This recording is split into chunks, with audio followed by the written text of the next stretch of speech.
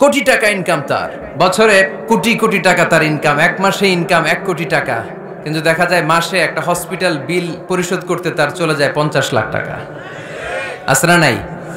ওয়াইফের ক্যান্সার, যার নেই কোনো অ্যান্সার, ছেলে ইয়াবা খায়, ওরে দেয়া লাগে 20 লাখ, বাড়ি ভাড়া, খাওয়া দাওয়া ইত্যাদি খরচ শেষে দেখা যায় মাস শেষে আরো 20 লাখ ঋণের মধ্যে পড়ে আছে। আছে না নাই? কিন্তু মাসে ইনকাম ছিল কত?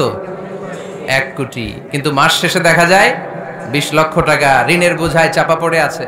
আর রিক্সাওয়ালা, ওর বেতন নাই, যা পারে ইনকাম করে প্রতিদিন, মাসে অন অ্যান অ্যাভারেজ তার ইনকাম 5000। কয় হাজার? 1000 চলে যায় ওর যে ছুপড়ির বেড়া, ওই বাড়ির ভাড়া দিতে, 1000 চলে যায় ওর খাওয়া, 1000 চলে যায় চিকিৎসা, 1000 চলে যায় ছেলেমেয়েদের পড়াশোনা, আনুষঙ্গিক আরো 500, মাস শেষে আরো থেকে যায় 500। সুবহানাল্লাহ কইতে পারলেন না? 1 কোটি টাকা ইনকাম করেও 20 লক্ষ টাকার ঋণের বোঝায় চাপা পড়ে আছে। আর 5000 টাকা ইনকাম, মাস শেষে কত থাকে?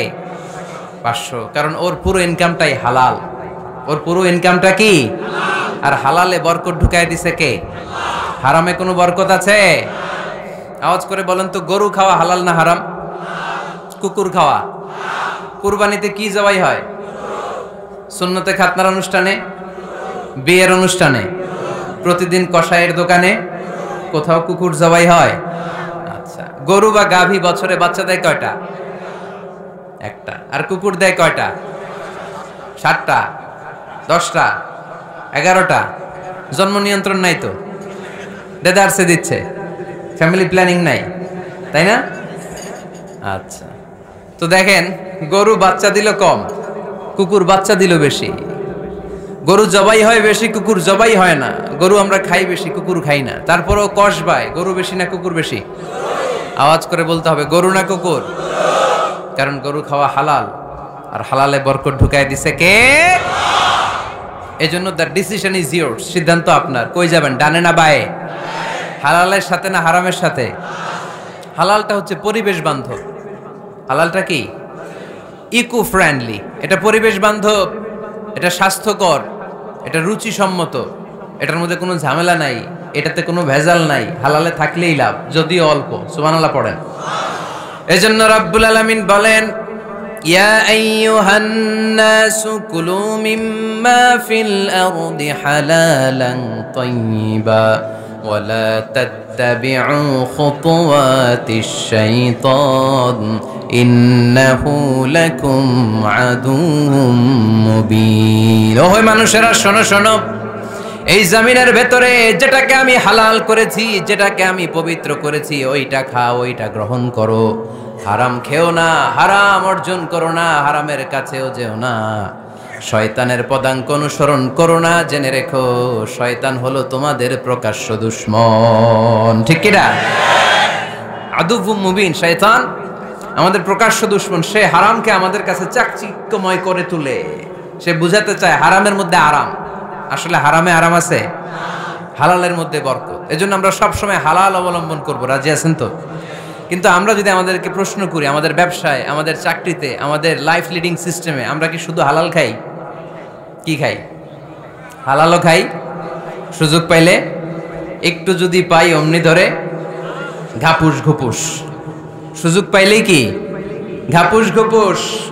ঘাপুস ঘুপুস করা যাবে না। অনেকে আবার আছে দেখবেন, খাওয়ার ক্ষেত্রে হালাল খোঁজে। খাওয়ার ক্ষেত্রে আমি অনেক লোক দেখেছি। থাইল্যান্ডে আমি গেলাম, দেখি যে তার ব্যাপারে জানি যে সরকারি চাকরি করে, লক্ষ লক্ষ টাকা 2 হাতে কামায়, এমনি গাছেরটাও খায়, তলারটাও কুড়ায়। আছে না নাই? তো ইচ্ছে মতো ডানে বায়ে ইনকাম করে, হালাল হারাম দুইটাই খায়। কিন্তু থাইল্যান্ডে যে হালাল খাবার খুঁজতেছে। কি খুঁজতেছে? ওখানে যে জিজ্ঞেস করে যে এই দোকানে কি পর্ক আছে? পর্ক থাকলে খাবো না। পর্ক মানে হচ্ছে শুকরের চর্বি। শুকরের গোশত বা চর্বি মেশানো কোনো খাবার উনি খাবে না, কারণ এটা হারাম। আর ঘুরছে খায়, এটা খুব হালাল। এরকম ডাকাইতে আছে না নাই? তাহলে আমাদের মুসলমানদের সবচেয়ে বড় সমস্যা হচ্ছে আমরা খাওয়ার ক্ষেত্রে হালাল খুঁজি, কিন্তু ইনকামের ক্ষেত্রে ওই জিনিসটা খুঁজি না। এরকম আছে না নাই? না। ইউর ফুড শুড বি হালাল, ইউর ড্রিঙ্কস শুড বি হালাল, ইউর ইনকাম শুড বি হালাল, your dress up, your fashion should be হালাল, and your entertainment should be হালাল। আপনার পোশাক হতে হবে হালাল, আপনার খাদ্য হতে হবে হালাল, আপনার উপার্জন হতে হবে হালাল, আপনি যে বিনোদন করছেন এই বিনোদনটাও হতে হবে হালাল। চিল্লায় বলেন ঠিক কিনা? হালাল বিনোদন লাগবে, হালাল ড্রেস আপ লাগবে। ছেলেরা কি স্বর্ণ পড়তে পারবে? ছেলেরা কি সিল্কের জামা পড়তে পারবে?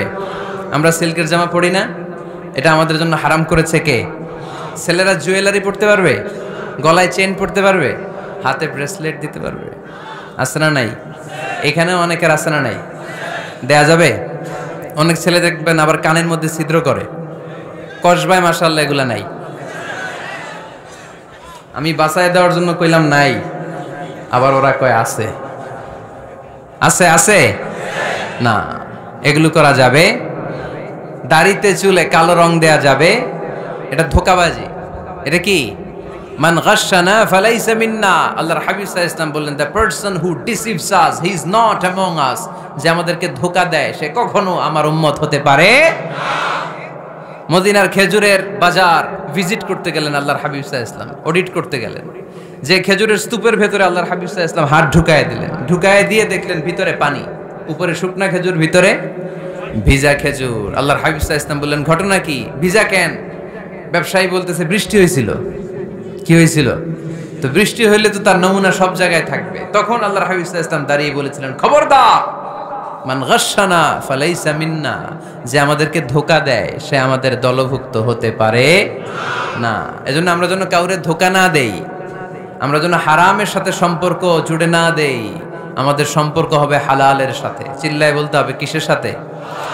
আজকের মাহফিলটা তখনই সার্থক হবে যখন এই কথাগুলো শুনে আমরা এই সিদ্ধান্তে উপনীত হতে পারবো যে আমার ফুড, আমার ড্রিঙ্কস, আমার ইনকাম, আমার ড্রেস আপ, আমার এন্টারটেইনমেন্ট, আমার সব কিছু হালাল দিয়ে আমি সাজাবো। আমার জীবনটাকে আমি হালাল দিয়ে সাজাবো। রাজি আছি না নাই? সব হালাল হইতে হবে। নারীদের ফ্যাশন, অনেক নারীরা ফ্যাশন সচেতন। খবরদার, নারীরা টাইট ফিটিং পোশাক পরতে পারবে না। পারবে?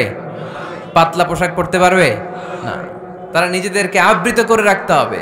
টাইট ফিটিং পোশাক পরতে পারবে না, অন্য ধর্মের পোশাক পরতে পারবে না, পর চুলা লাগাতে পারবে না। এই ফোর কর্নার্স, এই বর্ডারগুলো মেনে নারী যে কোনো ধরনের ফ্যাশন নিতে পারে। এই ফ্যাশনগুলোকে বৈধ করেছে কে? এজন্য রাব্বুল আলামিন বলেন, ইয়া আইয়ুহান নাসু কুলু মিম্মা ফিল আরদি হালালান তাইয়্যিবা ওয়ালা তাত্তাবিউ খুতুওয়াতিশ শাইতান ইন্নাহু লাকুম আদুউম মুবিন। সুবহানাল্লাহ পড়েন। ওহে মানুষেরা, এই জমিনে যেটা পবিত্র আর হালাল বলে আমি ঘোষণা দিয়েছি সেটা খাও, কারণ সেটাতেই বরকত। আর শয়তানের পদাঙ্ক অনুসরণ করো না, কারণ শয়তান তোমাদের প্রকাশ্য শত্রু। কথাটা বলেছেন কে? তাহলে আমরা হালালের পক্ষে না বিপক্ষে? এই আপনাদের গলার আওয়াজ। হালালের পক্ষে না বিপক্ষে? হারামের পক্ষে না বিপক্ষে? আমরা আমাদের জীবনটা হালাল দিয়ে সাজাতে চাই কি চাই না? কারণ হালালে বরকত ঢুকাই দিছে কে?